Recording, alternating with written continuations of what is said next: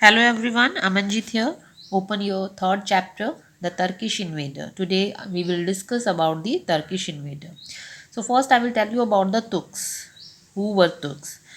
As we learned in the previous chapter, in chapter number 2, that the Abbasid Caliphate was in decline by the end of 9th century. And after the Abbasid Empire, and during that time Abbasid Empire declined, disintegrated into number of small kingdoms. That small kingdoms ruled by the Turks. Here, that small kingdoms ruled by the Turks. So these Turks were warlike tribesmen. From where they came to India? They came from Central Asia to India. You can see the map which is given in your page number 26. This is a map of India, and Gajni is here. Clear? So from this is the way from here.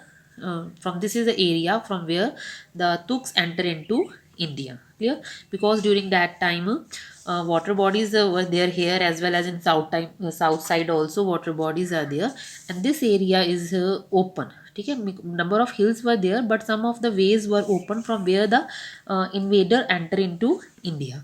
So Turk also enter into India from this way. Clear?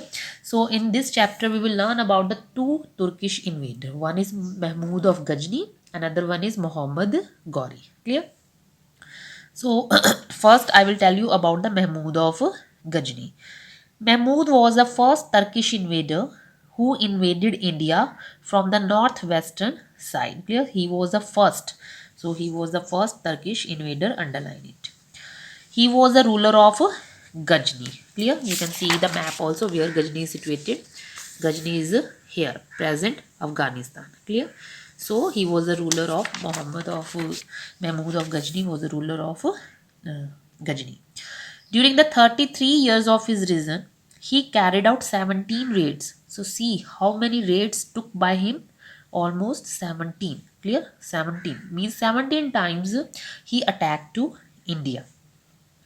He was interested in wealth rather than setting up an empire in the Indian continent. So underline the main reason of his attack, that is wealth of India. Clear?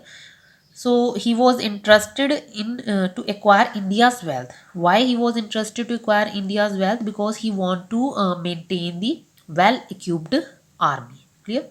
Because for this purpose, to fulfill this aim, he need money.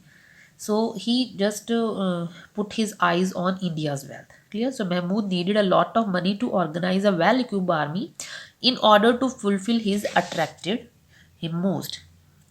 Fulfill his cherished desire of acquiring Central Asia, he attacked India to plunder wealth. So that is the main reason that why he put his eyes on India's wealth, just to plunder the wealth of India, clear, to establish army. So the weak political condition of India attracted him, because during that time India's political condition was very weak. Number of as earlier I told you that Abbasid caliphates disintegrated into number of small states. So all states, ruler of all states, just busy in the constant war with each other. So the Turks put advantages of this thing, and just they put attack on the India's wealth. Clear? So as he did not face any tough resistance from the Indian side, he carried on 17 attacks on India. How many attacks carried by him? That is 70. One after the other from AD 101 to 1025. So please learn the time period also. 1001 to 1025. And during this period, how many attacks carried by him? 17 attacks. Means 17 times he put raid on India's wealth. He began by attacking Punjab. Firstly, he attacked on Punjab. He began his attack with the Punjab. And some important cities like Ujjain, Gwalior, Kalinga, Kannauj and Delhi. He also invaded and plundered the cities and temple town. So main center of his attack was the temple town. Why he set his aim on temple town? Because most of the peoples donated wealth to temples during that time, even today also. So he that wealth attracted him, and he took number of raids on India's wealth, such as Multan, Alwar, Mathura, Nagarkot, Thaneshwar, and Somnath. So here are that were the places where temple situated. Clear. So the plunder of the Somnath temple brought him immense wealth. So please underline this one, the plunder of Somnath temple. So when he took raid on Somnath temple, 1025. Clear. So number of raids on India carried by him, that is how many? 17. Mahmud of Ghazni. Now an estimate of Mahmud of Ghazni. Mahmud never suffered a defeat. He annexed Punjab and thus opened the road for future invasions of Punjab. Clear? Now see the next. One box is there. Though Indians know him as an invader, Mahmud of Ghazni was also a patron of art and learning. He was a builder who built many mosques, public building in Ghazni. So he took away the wealth of India and number of mosques as well as number of public building built by him on Ghazni. Many scholars like Al-Biruni, Firdausi, Kutubi, see these are the name of scholars, flourished in his kingdom and were patronized by him. Firdausi wrote the famous epic Shahnama. Mahmud used the wealth of India to make Ghazni beautiful city with mosques, gardens, museums and colleges.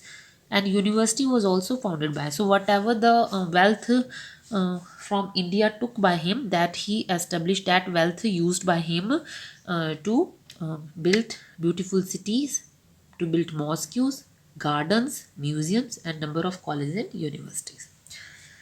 So Al-Biruni, one of the scholar, spent about 10 years in India and he wrote a book, Kitabul Hind. So that book wrote by Al-Biruni. This book has description of India and its various facets. So that is one of the source of information. Okay, he provides us information about the Ghazni's attack. Ghazni prospered as Mahmud drained the wealth Indian countryside of its wealth. To Mahmud of Ghazni, India was simply a vast treasure state which could be plundered to make Ghazni powerful and rich. Mahmud died in 1030. Please underline the date also and learn the event. What happened during 1030? Mahmud died. This ended his raid. So after his death only he stopped his raid and plunder of India's wealth. That he conquers, however, did not produce any permanent result as he failed to establish an empire in India. Because is the most important reason is just to plunder the wealth of India instead of extended his empire. Clear? So number of raids took by him, how many? 17. But just to plunder the wealth of India, not to extend the boundaries.